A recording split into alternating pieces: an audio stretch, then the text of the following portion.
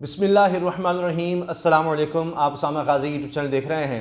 सियासत में इस वक्त जो हलचल मची है वो अपोजिशन और हुकूमत या तहरीक इंसाफ के दरमियान नहीं, बल्कि वो अपोजिशन के अपने दरमियान है। मौलाना फजलुर रहमान साहब ने एक बहुत बड़ा राज फाश कर दिया है बिलावल भुट्टो जरदारी का। ये एक ऐसा राज है कि ये बड़ा ही ख़तरनाक है और अब पाकिस्तान पीपल्स पार्टी इस वजह से बहुत ज़्यादा गुस्से में आ गई है और उसने जवाबी वार कर दिए हैं और मौलाना फजलुर रहमान साहब के राज भी बताने शुरू कर दिए हैं। अब ये मामला है सब उस वक्त का जब ये पीडीएम में सब इकट्ठे थे। पीपल्स पार्टी भी उस वक्त पीडीएम में थी, मौलाना फजलुर रहमान तो हैं ही। तो तब जब ये सब इकट्ठे थे तो एक दूसरे के बहुत से राज इनको पता चलते चले गए और अब ये एक दूसरे के खिलाफ वो सब राज उगल रहे हैं।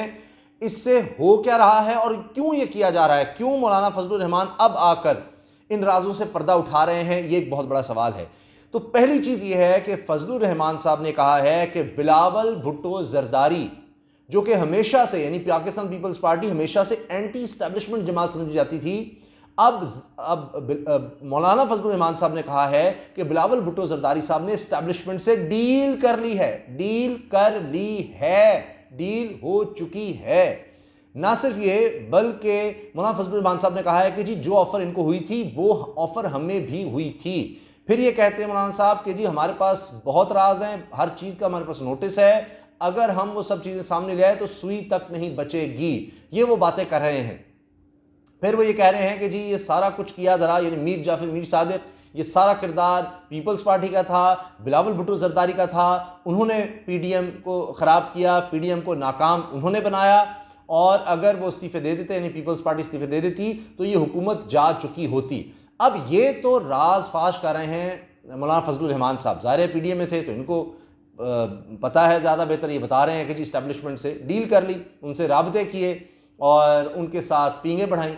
अब इसका जवाब भी आ गया है। जवाब दिया है कमर जमान कायरा साहब ने।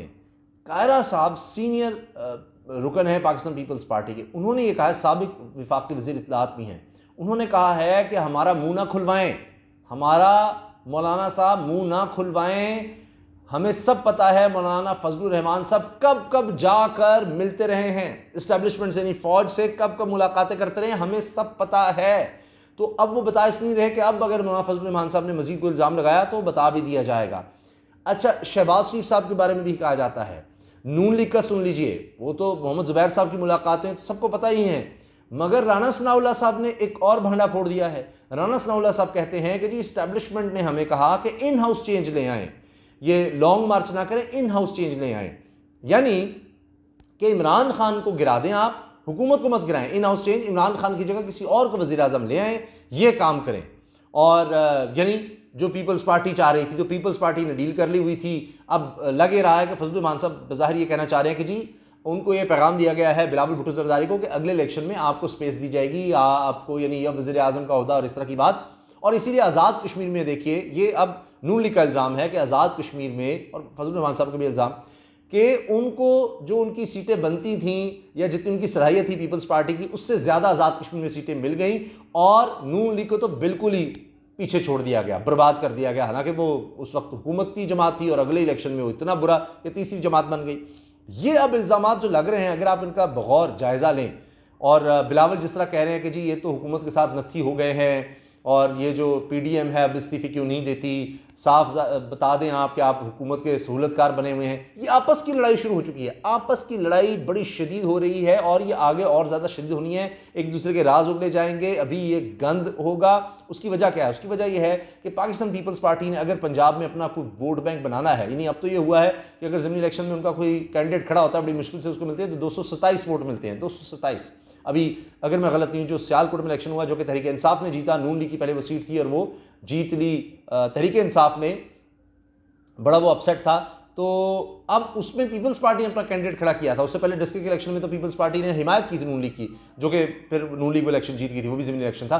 तो बिलावल भुट्टो जरदारी साहब के कैंडिडेट को मिलते हैं 227 वोट। तो अब उन्होंने वोट बैंक बनाना है तो उन्होंने एंटी नून लीग जाना है, जो उन्होंने स्पेस छोड़ दी हुई थी। आप देखिए 2013 के बाद से कोई कैंपेन नहीं की पीपल्स पार्टी ने पंजाब में उस तरह से, क्योंकि वो था कि जिसको इमरान खान नूरा कुश्ती कहते थे, लेकिन बहरहाल वो ये था कि पीपल्स पार्टी की तवज्जो ये ज़्यादातर पंजाब से बाहर है कि इनको नहीं हम छेड़ेंगे, वो मसला खड़ा होगा, नून लीग को नहीं छेड़ते। तो उसमें सारा जो एंटी नून लीग वोट बैंक था या एंटी नवाज शरीफ था, वो सारे का सारा घेर कर ले गए इमरान खान साहब, तहरीक इंसाफ ले गई।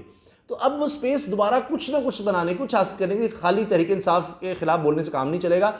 इसलिए तहरीक इंसाफ के खिलाफ बोल बोल के तो बात कर ही रहे हैं बिलावल साहब, लेकिन साथ वो अब नून लीग के खिलाफ भी हो गए हैं। ये असल चक्कर है। और अब अगर आप बगौर जायज़ा लें तो इसका मतलब है कि ये सब पीडीएम में ये कहते तो रहे कि पीडीएम बनी किस लिए कि जी हमने फ़ौज का किरदार ख़त्म करना है। आप नवाज शरीफ की पहली तकरीर सुनिए, जो ये सब ये पीडीएम बनी तब सारा इल्ज़ाम फ़ौज पर, ये किया वो किया, आज तक उस तरह की बातें कर रहे हैं। लेकिन इसका मतलब ये सब मिलते रहे, कायरा साहब कह रहे हैं, फजलुर रहमान सब मिलते रहे, राणा सनाउल्लाह खुद एडमिट कर रहे हैं कि जी एस्टैब्लिशमेंट कह रही थी ना उस तब्दीली ले आए। तो अगर इनकी बातें सब मान ली जाए तो इसका मतलब है कि आप मिल रहे थे, एस्टैब्लिशमेंट के आप पैगाम सुन रहे थे, उनसे मुलाकातें हो रही थी, उनकी बातें सुन रहे थे, तो इंगेज तो उनको कर रहे थे जो भी था। इसका मतलब है कि आप फौज को फिर घसीट रहे थे, अपने बलबूते पर नहीं, फौज से बातें कर रहे थे, उनके मशवरे सुन रहे थे। अमल ना अमल करना वो बात की बात है, लेकिन आप उनसे बात तो कर रहे थे, उनकी सुन तो रहे थे।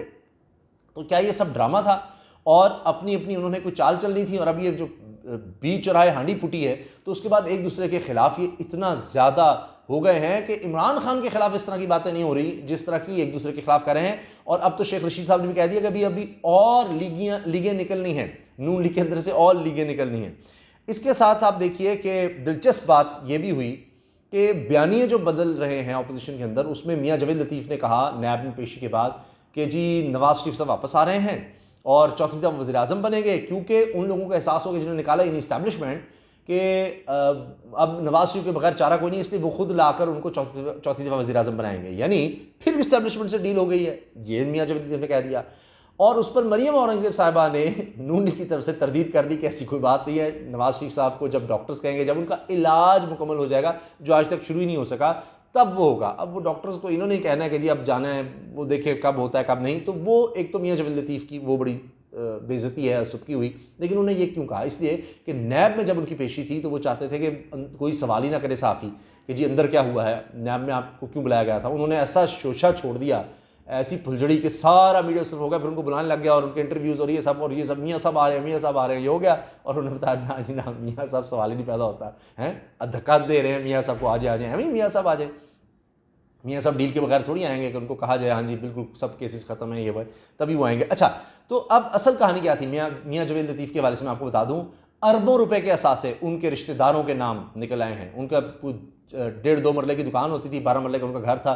फिर सियासत में आए तो देखते ही देखते अरबों रुपए की जायदाद है, उसमें मार्केटें हैं, उनके पास बहुत ही प्राइम लोकेशन पे ज़मीनें हैं, उनके पास जनाब बेशुमार आप ये देखिए, और उनकी प्रॉपर्टीज़ जिनमें पेट्रोल पंप्स हैं, ऐसे ऐसे पेट्रोल पंप हैं कि पूरे मुल्क में गैस की लोड शेडिंग थी, बंद कर दिया गया था पेट्रोल पंप्स को गैस मुहैया नहीं की जाएगी, सीएनजी वगैरह, लेकिन उनके लिए चल रही थी, फेंटी भी लगा देते थे, उनके खिलाफ केसेस भी हुए। तो वो सब बातें दब गई कि भाई ये अरबों रुपए का जवाब तो दो कि अरब रुपए की जो जायदादें आपके रिश्तेदारों के नाम कैसे बन गई, ये दौलत किस तरह से आ गई, आमदन से ज़्यादा सासों का क्या मामला है, कोई सोर्स क्या था आपका इतनी दौलत बनाने का, उस पर कोई जवाब नहीं, वो मुतमईन नहीं कर सके और आकर बाहर ये शोशा छोड़ दिया। ये कहानी थी। इलेक्शन कमीशन का मैं आपको बता दूं जो हलचल मची हुई है, इलेक्शन कमीशन के खिलाफ आजम स्वाति साहब ने कह दिया जी इस इदारे को आग लगा दो, ये इसने तो पैसे लिए हुए हैं। हत्ता कि उसके बाद फवाद चौधरी साहब ने बाबर रहमान साहब के साथ मिलकर फिर एक प्रेस कॉन्फ्रेंस भी कर डाली और हुकूमत कह रही है हम तो हर सूरत इलेक्ट्रॉनिक वोटिंग लेकर आएंगे।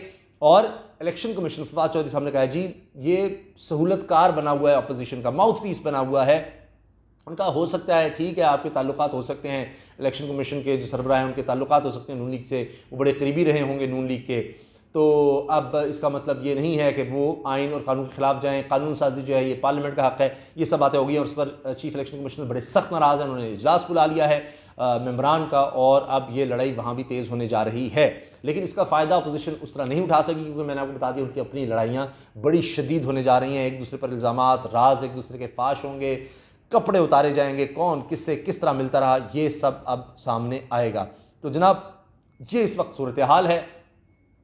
आपको क्या लग रहा है कि अब वाकई जिस तरह से एक दूसरे के बारे में बता रहे हैं, सभी शहबाज शरीफ हों, नवाज शरीफ कैंप हो, मौलाना फजलुर रहमान साहब हों, पीपल्स पार्टी, ये सब इस्टेब्लिशमेंट से मिलते रहे हैं अपने फ़ायदे उठाने के लिए, अपनी गेम बनाने की, अपनी डील के लिए। आपकी राय इस बारे में क्या है?